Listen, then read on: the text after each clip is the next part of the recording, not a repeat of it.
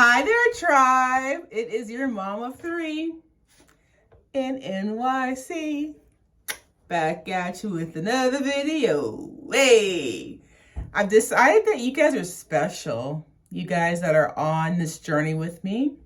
Oh, if this is your first time on my channel, greetings, welcome. My name is Taneza, and I, along with some of my tribe members, I call those in my YouTube family my tribe, are reading through the Bible this year. This is my very first time reading the Bible. I'd love to have you join us on our journey. I was thinking about this today when I was doing my Bible study, and I realized that not only are you guys tribe members, you're special tribe members. So I'm going to start calling you guys my scholars, my Bible scholars. What do you guys think about that? To make you extra special, because you are. All right, so we've already read the book of Genesis, Exodus. We are now in Leviticus. Today I will be reviewing chapters 11, 12, 13, 14, and 15. Let's jump right in. Leviticus chapter 11 is about clean and unclean food. So the Lord gives directions about what should be considered clean and what is unclean. I wanted to read for you Leviticus chapter 11, verse 3. It says, "You may eat any animal that has a split hoof, completely divided, and that chews the cud." And then he goes on to give examples. So he gave the example of the camel. The camel does chew cud, but no split hoof. The rabbit chews cud, but no split hoof. They're considered unclean. The next regulation he gives, you may eat any creature living in the sea, living in the water, I guess sea or ocean, or pond or lake, that has scales and fins. So basically any fish. Crab, shrimp, scallop, seafood that did not have scales and fin are to be considered unclean. The third regulation, you cannot eat specific birds.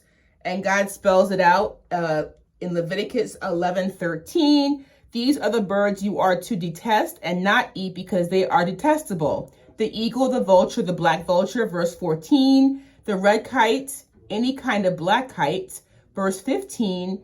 Any kind of raven, verse 16. The horned owl, the screech owl, the gull, any kind of hawk, verse 17. The little owl, the cormorant, the great owl, verse 18. The white owl, the desert owl, the osprey, verse 19. The stork, any kind of heron, the hoopoe, and the bat.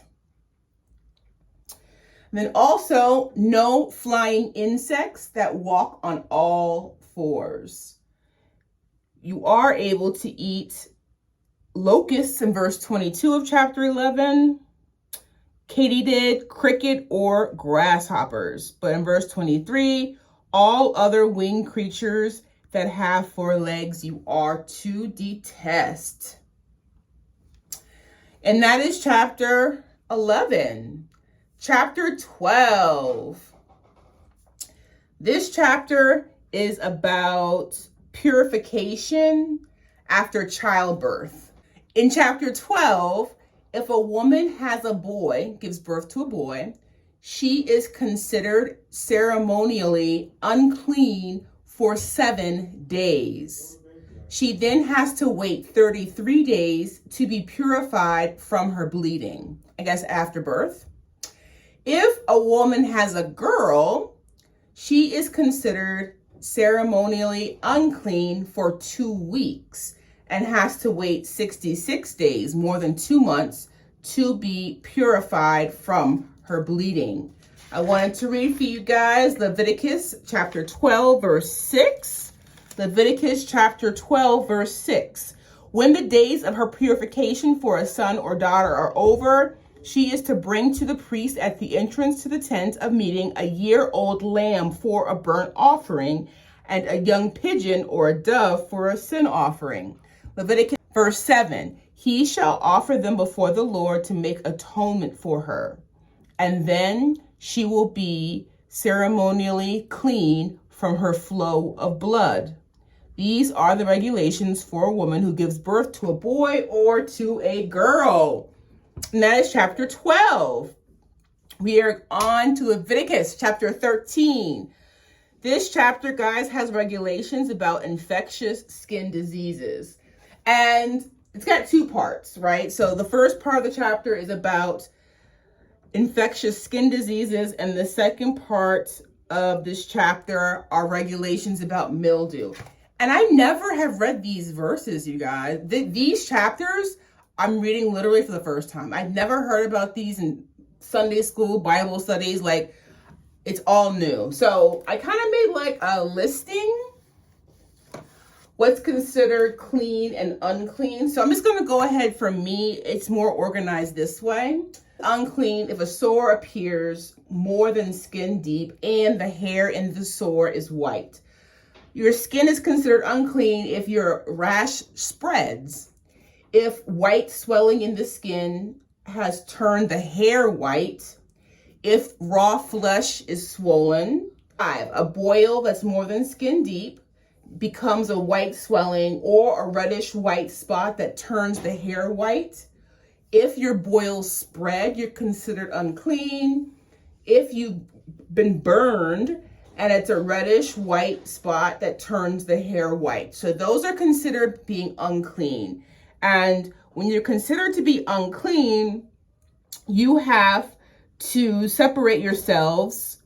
You have to, it's crazy because like coming out of the vid, being like sequestered. So if you're considered unclean, whether it's a burn, a boil, a rash, you have to go in isolation and then be rechecked and considered clean to enter back into society. You are clean if a sore has faded and not spread. If your disease is from head to foot but has turned white. If the spot is unchanged and not spread and only a scar. I wanted to read for you guys verse 45 of chapter 13.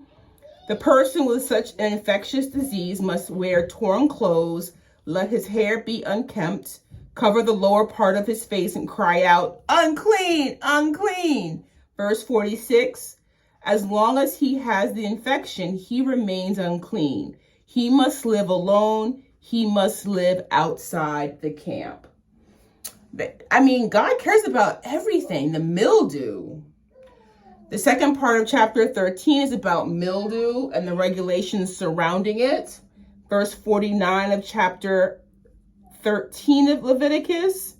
If the contamination in the clothing or leather or woven or knitted material or any leather article is greenish or reddish, it is a spreading mildew and must be shown to the priest. So if the mildew spreads, you have to burn your clothing. If a priest needs to examine it to see if it fades at all.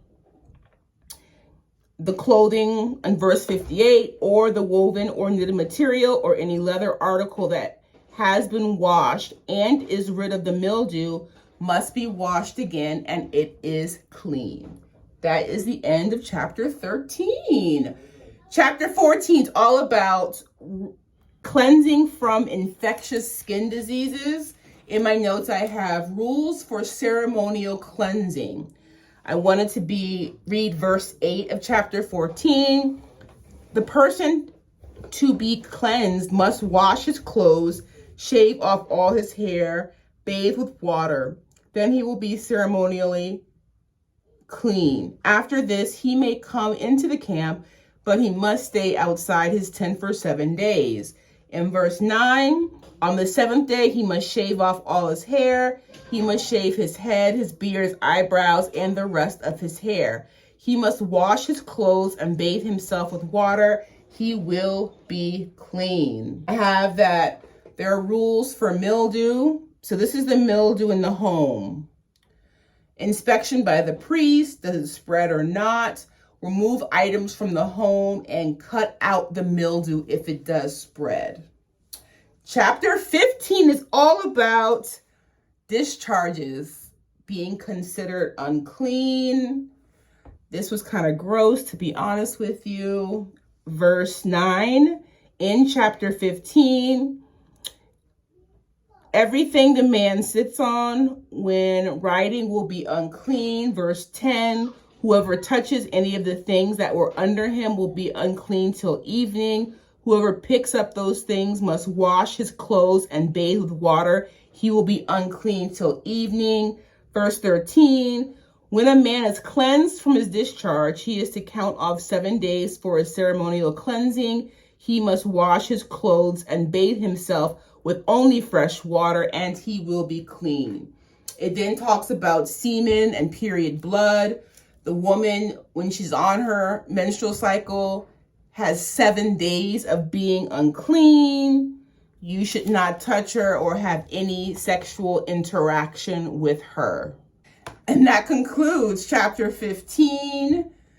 Thank you, scholars. Thank you for clicking on this video and staying on this journey with me. Since Leviticus only has 27 chapters, you know what? Let's do 6 tomorrow. Let's do 16, 17, 18, 19, 20, 21. And then on Tuesday, 22, 23, 24, 25, 26, 27. So let's go ahead and do 6 chapters tomorrow and 6 the following day. And we will have finished Leviticus. I'm so, it's so crazy how it's like studying is now part of my routine.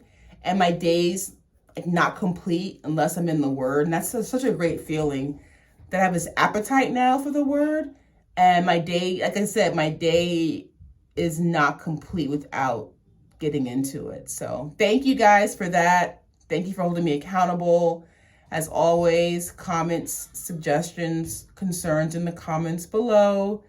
Please, please share my videos with anyone you think could get something out of it.